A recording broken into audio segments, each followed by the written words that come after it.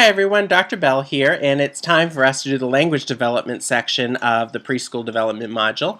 And in this section, we're going to talk about how young children acquire and learn language.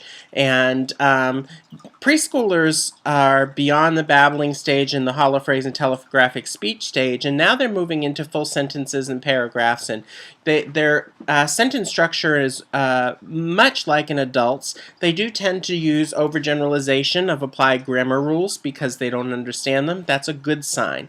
The one thing that you need to remember is never correct a preschooler's language.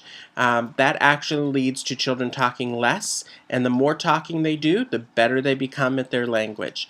Another thing that you need to remember is in the preschool years, it's helpful to support the home language. So if they're English language learners or ELLs, it's really best for you to support and maintain their home language. There's this that's called home language maintenance.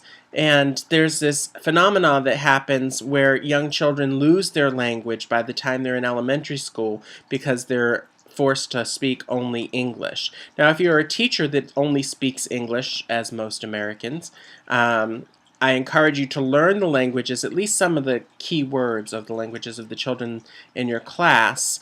And I also encourage you to encourage them to speak their language, at least at home. Help the parents know that it's important for them to speak their home language at home.